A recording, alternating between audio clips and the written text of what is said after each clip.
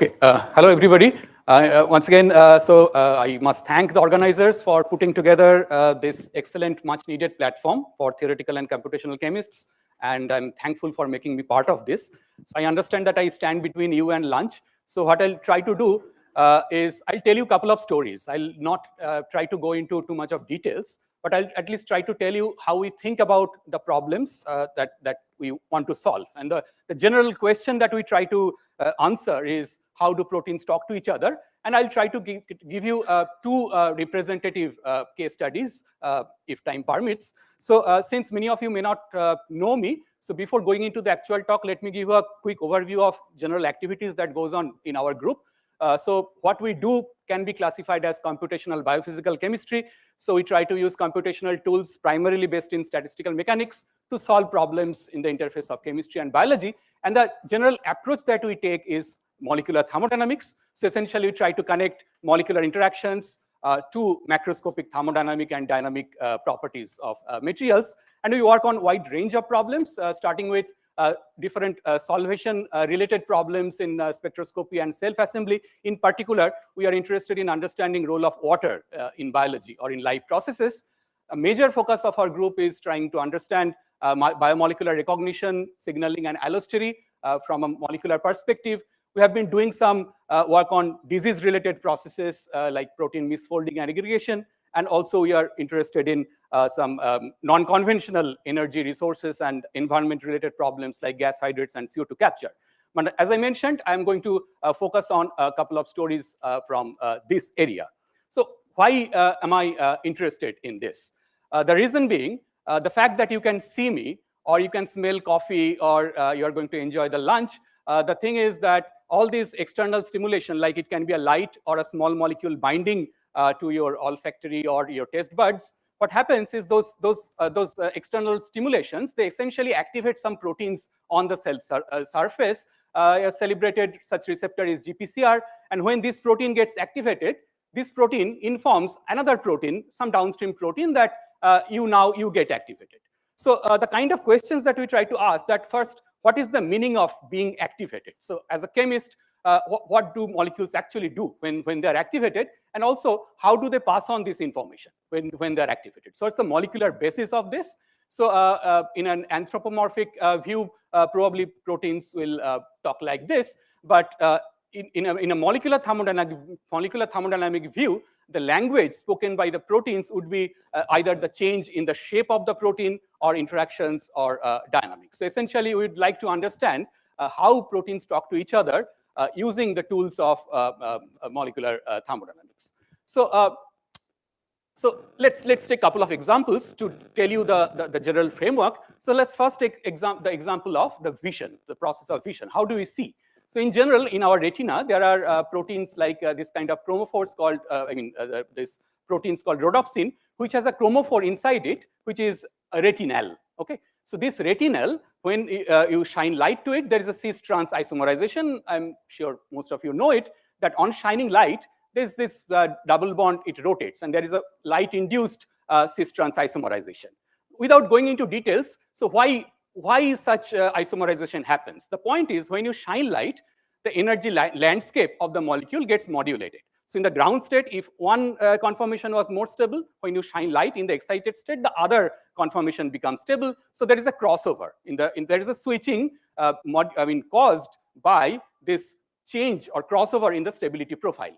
Now, so not only that, so when this chromophore undergoes this conformational switch, it creates a local perturbation in the protein, right? So now, again, that perturbation needs to propagate in terms of a structural change in the protein, which will be essentially like opening of a channel, and that channel opening will lead to an ion passing through. So that is essentially the signal. So as you can see, you are stitching together multiple stages of perturbation, and that is eventually leading to the signaling process. Now let's try to generalize this framework that on providing some perturbation, there is a switchover in the stability. So we can generalize this, that let's imagine that you have, you can plot, let's say, free energy as a function of a conformational coordinate of the protein that we are interested in. And now in the resting state, let's say this is the global minimum. And there could be other low-lying metastable states, but you are predominantly in this conformation. Now you bring in some kind of excitation from outside. So now the protein gets activated in whatever way possible. Now it may so happen that in that activated state, in the excited state, the other conformation can become more stable. So what will happen that on excitation, now this conformation has become metastable, so it will go to the other conformation, and then it will just go there, and then when you remove that perturbation, it will come back here and it will cycle back. So you can consider this as the hallmark of the molecular thermodynamics of all the signaling processes that you can think of. So now that perturbation, it can be light, as we have discussed earlier. It can be binding with other ligand, a small molecule, or it can be a peptide or a protein. And it can also be other chemical changes like protonation changes or other changes like phosphorylation and so on. So the hallmark of signal propagation or this sensing action is this kind of a stability crossover or switch. So there is a population shift. So essentially, there is a, let's think, so this will be the general framework that we are going to take up in future problems. So essentially, imagine that the protein can exist in multiple conformation. Some conformation will be stable more in the resting state on the ground state. And when you part of the system, there will be a population shift in the conformation space. So some other conformation may become more populated. So that, and what may happen that these conformations may have other, different thermodynamic properties. For example, now it wants to, when it is activated, it goes to this another conformation. It may have a different binding affinity with the other downstream ligands or proteins. So that's the way the signal will further propagate. So now, given this, so this is the take-home message generally you have to take from my talk. And the next two examples that I'm going to quickly go through, they will both capture essentially this idea that an external perturbation leads to a conformational population shift in the structural ensemble of the protein. So now the question is, what is X? So I've got very conveniently written here conformational coordinate X. And often in chemistry textbook, you'll find there's a reaction coordinate written in the X-axis. But what is that reaction coordinate? So when you want to describe this very high dimensional space of the protein conformation, how do you quantify? How do you characterize these different conformational states? So this is something, a challenging problem in itself, and we have some ideas about in our examples how we resolve this problem. So now, just to classify, when you talk about this kind of signal transduction processes, it can occur in two different modes. First of all, this interaction between two different proteins, which is interprotein. So there will be protein-protein interaction in terms of molecular recognition. So one protein has to recognize its partner, and then it can pass on this information. And then there is also intra-protein communication. So let's say this is a very large protein. Some information comes through this side.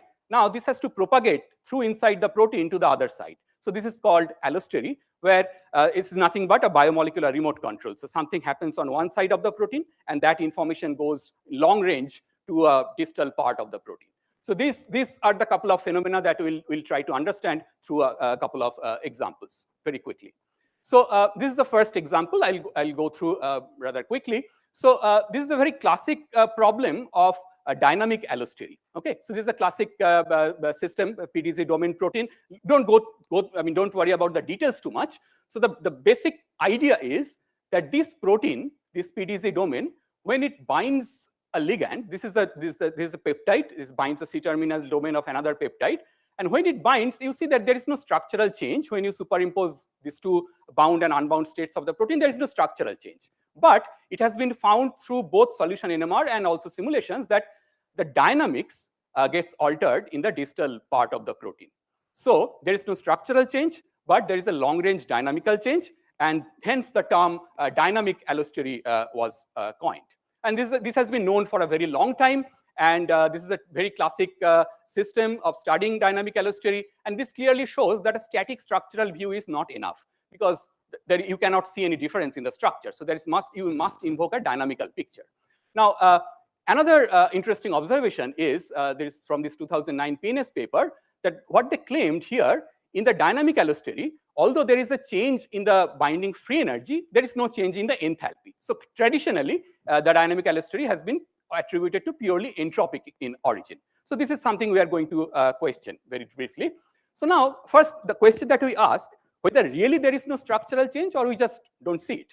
So when you talk about structural change, you're just superimposing this backbone view, and you don't see a structural change. And also, if you look into this standard way of looking at contact map, essentially where you have a dot, if you have two residues are in contact within certain distance, you put a dot there.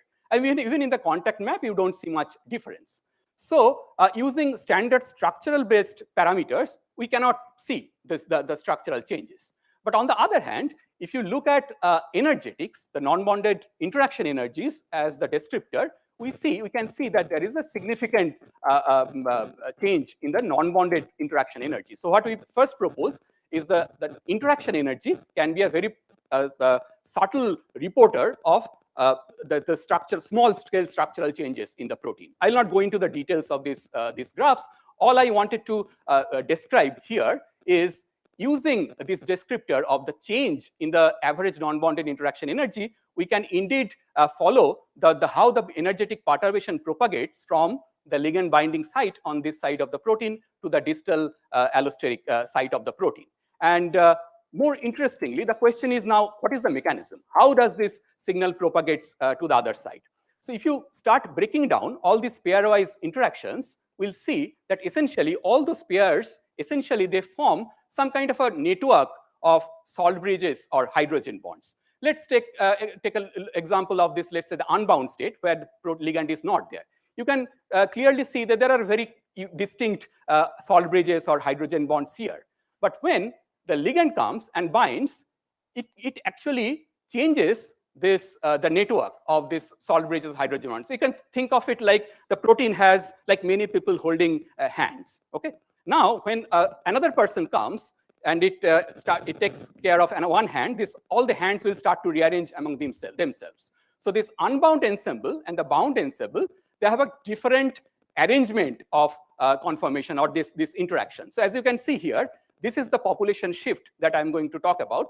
So essentially, there was one set of hydrogen bonds in the unbound ensemble, and there is another set of hydrogen bonds in the bound ensemble, and the ligand interaction with the ligand is causing this population shift, essentially. Now, what is so the question is that, is there any one parameter that can be used to characterize this structural change? I would say not. If we start looking into all these individual pairwise interactions, we looked into all the distributions, and as you will see, without going into the details, that all these different pairwise interactions undergo rather subtle population shift. So you cannot really say that whether that hydrogen bond is there or not. It's not like an on and off switch. Rather, there is a population shift, right? Like it can go from, let's say, 60% occupancy to 80% occupancy, but it is not like a 0 and 1 switch kind of thing. So there is you can, in principle, so my point here is, in order to describe this conformational ensemble, you need to invoke a vector or a matrix of this pairwise interaction, and so you need to take care of all these values, and there is in this vector, all these numbers will undergo some kind of a change. So we can, in principle, to describe this conformational ensemble, the reaction coordinate will be a vector of all this important pairwise contact, and that whole vector will describe a certain conformational ensemble. And then we can use that vector to characterize this overall population shift in this system.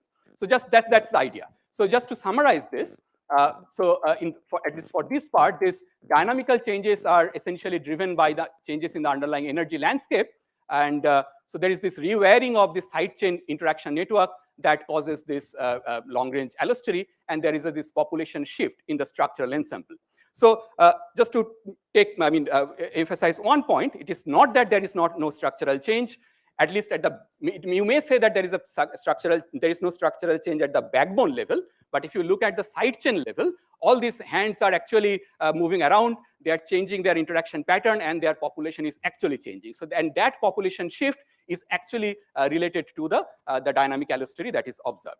So now, this is something we observed, that where ligand binding leads to this long-range dynamical allostery. But we have also asked that whether any other kind of perturbation, for example, here it was ligand binding. Now, what happens if we change a protonation state of, let's say, one histidine? And interestingly, what we find that for different kind of perturbation, like here there is a change in the protonation state, that also leads to similar kind of long range or distal perturbation of this network. So what we propose is probably this PTZ domain proteins can have a kind of an inherent or universal response system that can respond to different kinds of perturbation. So the perturbation can be ligand binding, it can be change in the protonation state, or it can be any other kind of perturbation. But you can, so the response system is this set of hydrogen bonded network or this wave, and that wave can respond to different, I mean, the elements of the wave remain the same, but the way they respond to different kinds of perturbation can be different. So this is the kind of provides a universal picture of the response system in this PTZ domain protein. So now we'll change the gear a bit. So this is in the second part of my talk, what I'm going to argue that in the drug discovery efforts, this idea of a conformational population shift can be a very powerful tool rather than using conventional approach of drug discovery, which is essentially coming with competitive inhibitors. So let me give you a very quick overview of the standard drug discovery approach. This is again a textbook picture. So let's say you have this kind of an enzyme, and where this is the enzyme, the active site of the enzyme, and this is the natural substrate. So the substrate actually binds to this active site and then undergoes the reaction and it breaks into the products. But let's say now you put in the system another molecule, the inhibitor, which has higher binding affinity as compared to your natural substrate. So that molecule will preferentially bind and it will not allow the natural substrate to bind, and so it will inhibit. So this enzyme is inhibited. So hence the name competitive inhibitor, that those drug molecules will compete with the natural substrate and it will bind to the canonical site where the substrate, where the actual substrate needs to bind. But there could be another strategy of coming up with allosteric inhibitors, where let's say, so this is the canonical binding site or active site, but there could be another binding site away from it. So this square region that you can see. So let's say you put one inhibitor to a different site, but now the structure of the active site changes. Here it was a triangle, and now it has become a square. So now that the structure, you put an inhibitor molecule somewhere else, the structure of the active site changes, and now the natural substrate cannot bind anymore because the structure has changed. So here, here we'll call it an allosteric inhibitor, where the inhibitor binds somewhere else, but it undergoes, it induces a structural or dynamical changes in the active site. So there are lots of benefits of why we'll prefer allosteric inhibitor in contrast to competitive inhibitors. We'll take one such examples. So this is the example that we are going to take. How do you lower your cholesterol or LDL? I mean, we would all like to do that after a certain age. Normally, we take statins, for example, to reduce our level of cholesterol in blood. LDL is nothing but this low-density lipoprotein. So instead of taking statins generally block the cholesterol synthesis pathway in our body. So in contrast, we are proposing another strategy. No, I'm not proposing. This is already a very lucrative strategy in drug industry. But I'm going to show that there are still no viable strategy of actually finding a small molecule inhibitor. So let me explain what is the strategy first. So this LDL, this low density lipoprotein molecules, they actually, in our liver cell, hepatocytes, they bind to these LDL receptors, and then they go inside the cell in the endosome, and then the LDL particles get consumed, and the LDL receptor is recycled. So this process, you see that it continuously consumes the LDL particles. So this path actually is responsible for consumption of the LDL in our liver cell. But there is another protein called PCSK9. Sorry that it's not probably readable. So there is another protein called PCSK9. If this PCSK9 binds to LDLR, this whole complex, PCSK9, LDLR, LDL complex, it goes inside, and then the whole complex is decomposed in the lysosome. So the LDLR is not recycled. So the enhanced interaction with PCSK9 with this thing will actually reduce the LDL consumption process. So, and this is actually known from genetic study that all the gain of function mutations in PCSK9, this protein, all the mutations that actually enhances this affinity is related to a higher cholesterol level in our blood. So essentially, we would like to inhibit this interaction, this PCSK9 LDLR interaction. So and then what's the problem? We could really do it, right? So, but as you can see here in this schematic diagram, So this is essentially this is the PCSK9 protein. It's a multi-domain protein, but this is the LDLR domain where it interacts with EGFA. And you can see that it's actually a large interaction surface area. So it's the PPI, the protein-protein interaction surface area, is actually 500 angstrom square. It's a very large area. Now, if you want to really have a competitive inhibitor, you'll need something large to block that space. So actually, there in the market, there are some antibodies that actually will work as competitive inhibitors, but will prefer to have some small molecule drugs, which will be easier to administer and will be more cost effective. So that is the idea, that we would like to find some allosteric sites on this PCSK9 protein, so that let's say I can find some binding pocket here, and if I put a molecule here, the binding affinity at this surface will reduce. So that's the goal. That's the dream project. And as of now, there is no allosteric inhibitor for this particular system. So where do we start? So this is the crystal structure, and this is the PCSK9 protein, and this is the LDLR domain, EGFA domain. So we would like to reduce the binding affinity with this. So between PCSK9 and EGFA, we would like to reduce this binding affinity. That's the target.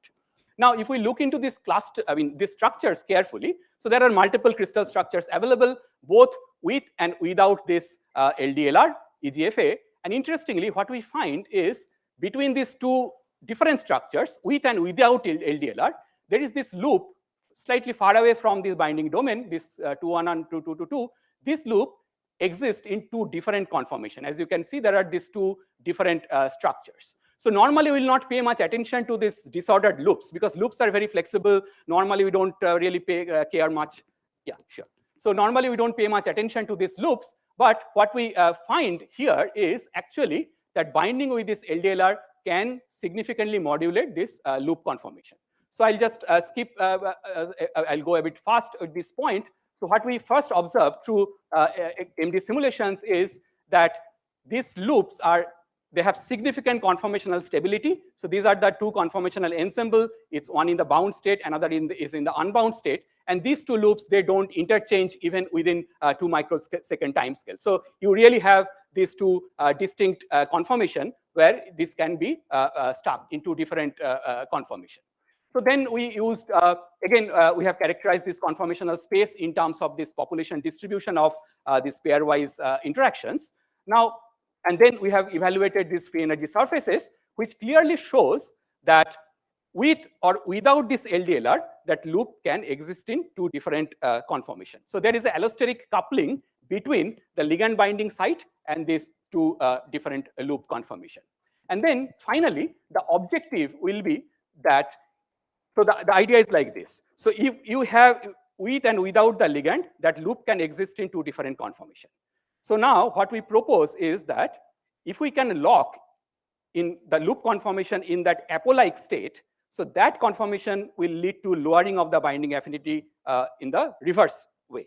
So essentially, we are utilizing this allosteric coupling between that loop conformation and the binding site, so that we have a rational design strategy of allosteric drugs. So this is a thermodynamic cycle that clearly shows the basic design principle of such allosteric drugs, and it actually works. So what we could establish is this indeed, even this disordered loop can exist in multiple distinct conformation, and even in this free energy surface, you can clearly see there are multiple minima, and each of these minima correspond to different binding affinity with the LDLR. So as you are going from more bound-like conformation to more apo-like conformation, the binding energy is gradually going down, and we have a proof of concept inhibitor that if in principle we can lock this conformation using an inhibitor to this particular conformation, that will essentially, it will reduce the binding affinity with the LDLR. So here, I'll just summarize with this, that even though this one important take-home message is, even though these loops are deceptively structureless, but they can have very distinct conformational state and with distinct biological functionality. So even disordered loops are not structureless, if I may say so. So they all have a distinct structure with distinct thermodynamic characteristics. So just to summarize, the strategy is that we should search for cryptic sites in the apo form rather than the hollow. So without the ligand, whatever this low-lying conformational states are available, we should target those conformational states or sites for our drug discovery efforts. And this stabilizing those apospecific conformation will lead to lowering in the binding affinity. So this is essentially our simple thermodynamics-based strategy of coming up with allosteric inhibitors. And here I thank my students, Amit, who did the first work on PDZ domain, and Ipshita and Shaunak and Krishnendu, they are working on this, the PCSK9 project that we are working on. And that is essentially sponsored by a pharmaceutical company, Surface Cure, the last project that I was talking about. And I also thank SERB and SNBOS Center for the funding. And thank you for your attention.